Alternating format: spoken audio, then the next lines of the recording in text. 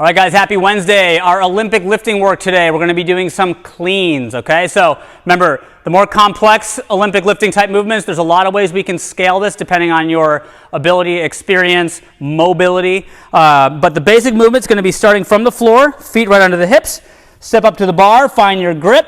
Always try to do that hook grip. Remember, grab your thumb, okay, on both sides. That's the strongest grip. All right, so set yourself up, then pull the chest up.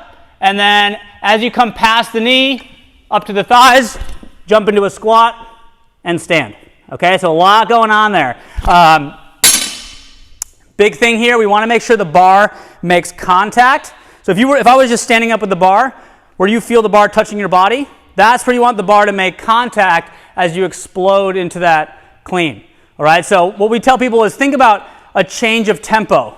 When you set up, it's slower past the knees as you take your time to get the bar up to that upper thigh position, and that's where it's fast, okay? Always, newer athletes, feel free to start from the hang to learn how to use that position. We call this the power position. So if you're just learning, you can set up, just do a deadlift, set your body, and then learn how to explode from here. So from here, you just push your hips back, okay?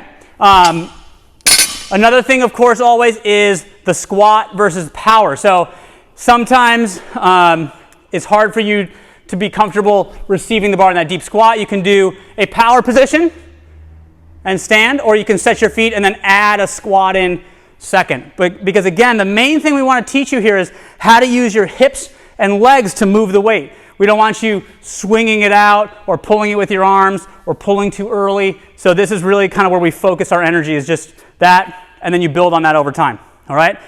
There's going to be building weight as we go. Every rep we want you to perform like a single. So no touch and go reps off the ground. So it's not meant to be done here like that, okay? So if you need to drop it, you can. Reset as you build. Have fun with that. Let's go to conditioning.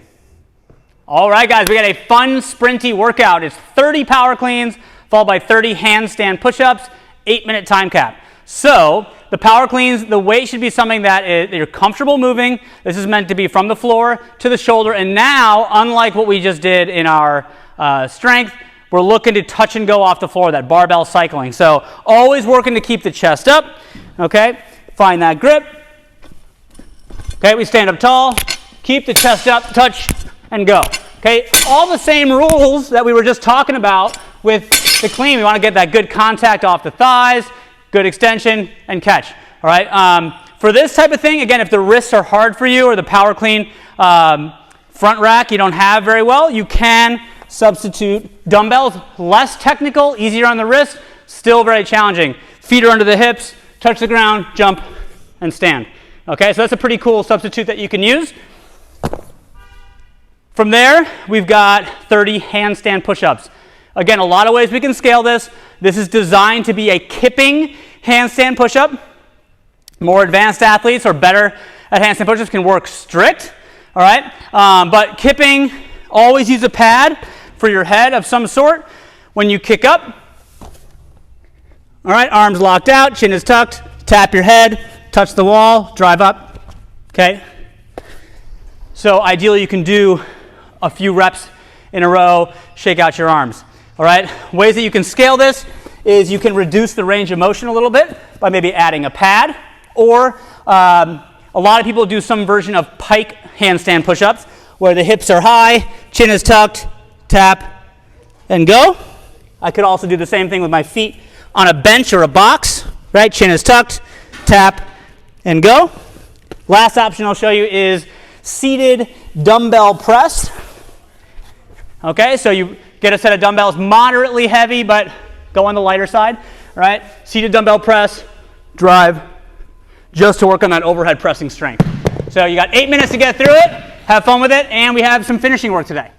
All right, guys, finisher work this week. I just want to put a note in here. Finisher work doesn't mean it's easy. This is hard work, right? So you got 3 rounds of 15 dumbbell Romanian deadlifts and 10 strict toes to bar, knee raises. We'll go over it, some ab work. You'll rest 1 minute between rounds. So Romanian deadlift with dumbbells. So you're going to pick up the dumbbells, hold them in front of you like this, like a barbell, okay? Feet are right under the hips, chest is tall, really focusing on pushing the hips back. So imagine if your legs were locked out. All you're gonna do is unlock your knees, and the knees don't do anything else. You're just pushing the hips back, all right? You go as far as your hamstring flexibility will allow, squeeze back at the top. So really work range of motion, but we don't wanna go here. We don't wanna round the back, all right? So chest tall, unlock the knees, hips push back as far as you can take it, stand back up for 15 reps, all right? From here, you superset that with 10 strict toes to bar. We did these last week, a bunch of variations for this. I'm gonna high bar here. Just come over here. So, most challenging, try to keep your legs straight. If you're strong, see how much more challenging it is if you really lock your knees versus having your knees a little bit bent. Very different feeling, okay? So we're trying to challenge ourselves, lift and control up and down. We're trying to avoid any type of swinging. Okay, if that's hard for you, you can do a strict knee raise, control up and down. Don't just do the strict up and then relax, okay? Try to control up and down, or kind of a hybrid is like what's called a ball up. You bring the knees up and then touch, controlling up and down, all right? So a lot of ways you can approach that.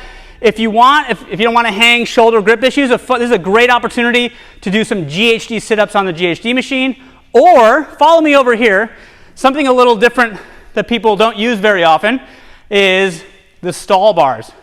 This is shockingly harder, right? What I'm gonna do is I'm gonna hang here and do a toe raise, but because you can't lean back, it's significantly harder here to get that range of motion. So the way that you do this, you set up, find your grip, and